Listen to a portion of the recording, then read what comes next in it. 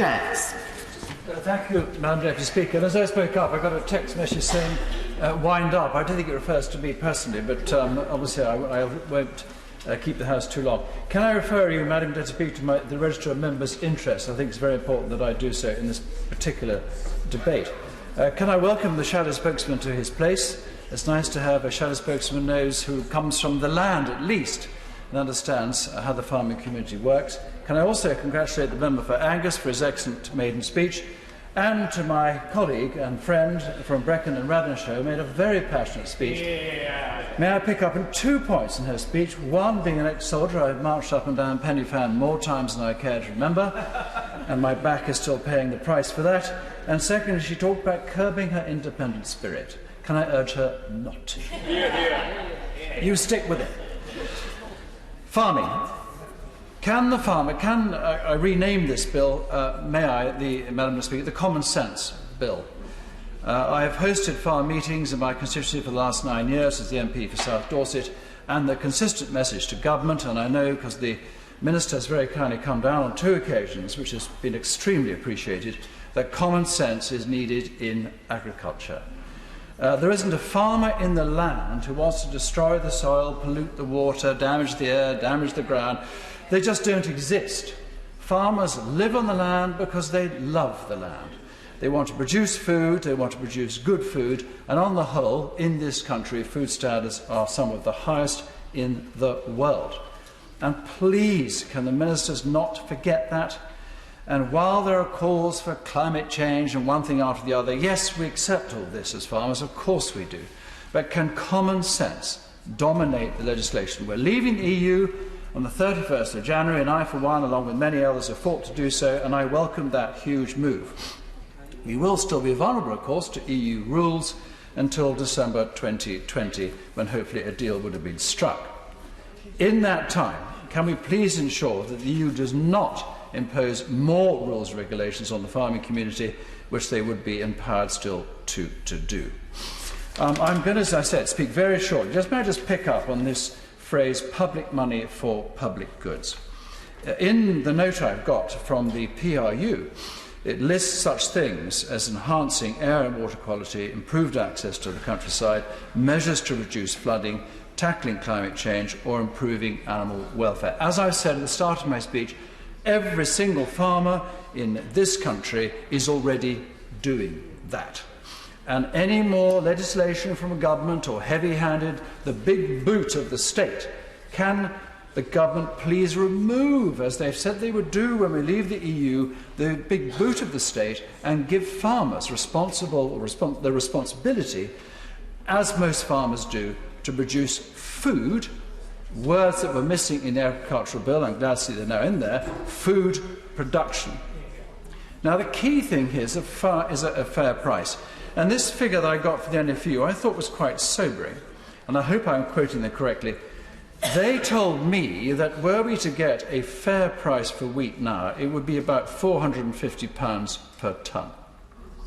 It is about, what, 120, 130, 140 pounds per tonne? That figure hasn't changed for decades. The point I'm making is that we still get cheap food, which is one of the reasons, of course, the subsidies were given to farmer, and as has been pointed out by my honourable friend, if it wasn't, many farmers would go bust. And on that point, profit. I never ever hear any government minister, if I don't hear anyone, talking about profit when it comes to farming. I think everyone thinks just food just should arrive on their plate, it should be cheap, and it should be masses of it. Farmers have got to be taken into account, and government has got to think far more carefully about the future to protect our farmers. I'm very delighted to give way. I'm grateful to my county neighbour for giving way. He's talking with his customary sense on these issues. Does he accept, or does he agree with me, that we all need to remember that at no time in our history have we spent a lower percentage of family income on our food? We need to make a better argument at the points that he is making, which is provenance and quality has a price. Yes, I absolutely agree with my honourable friend and neighbour, and of course the CAP, with all its faults, the point of the CAP was to provide cheap food and provide food consistently. One could argue that, of course, the actual system was flawed, and in many ways it was, but that was the honourable aim of it. And just quickly, just touching on one or two of the points I've raised, which is to do with this bill, in effect, reduce flooding, a point that we hear of again and again and again. Rewilding is now becoming the phrase I'm hearing more and more and more. Before long, I'm sure we'll have wolves back in Scotland. There's now talk of bringing beavers back into Dorset. A beaver creates a dam. A beaver has young beavers and they go off and create more dams.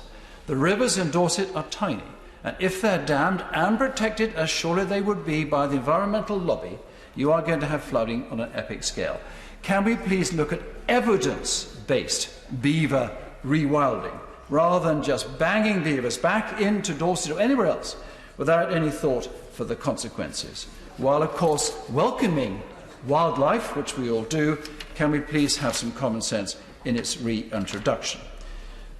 Points have been made about the multi-annual budget. Farmers desperately need to have some consistency and certainty of income because, as we've heard, farmers are reliant on the weather. And the weather is not always particularly kind to farmers, but it's vital to have incomes to survive. The RPA has been mentioned, and we've all had experiences of that. I sat in the DEFRA Select Committee with my honourable member for Devon, wherever he is. There he is.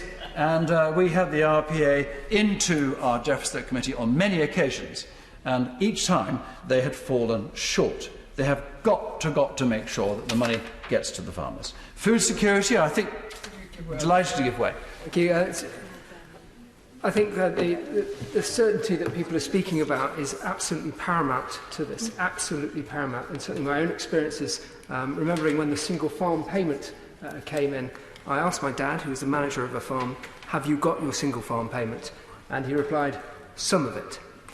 So we really do need to sort out the RPA payment issues. But on the wider point that I think was picked up my honourable colleague from Devon, was that if you value something, then you should pay for it. Yeah. And my honourable friend on the backbenches there made the comment about wheat prices and the true price of wheat.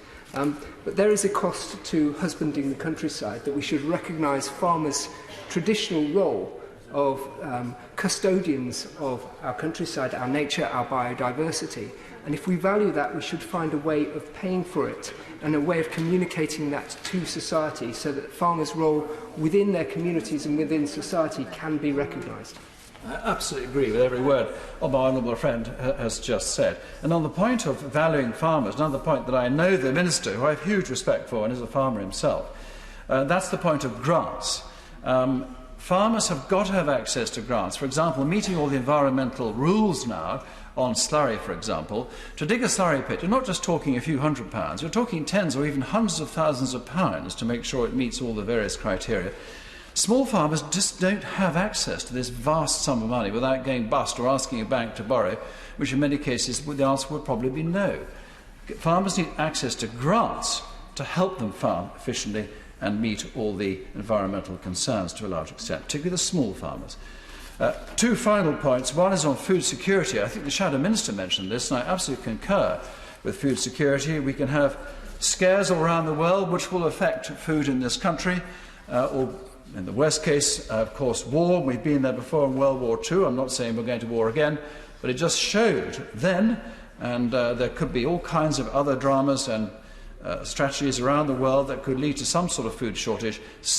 Or looking after food production in our country, food security, is absolutely crucial. And finally, there's no point, as the NFU have pointed out, and I entirely concur with them, that we meet all these extraordinary standards which are set in this country, and which I entirely concur with, only to be undermined from imports from other countries, particularly third world countries, where of course the standards are nowhere near and they can reduce their food. And of course people purchasing food, particularly the large supermarkets, are going to be tempted to go down the cheaper route. So can I urge the government please to keep an eye on that. Thank you very much.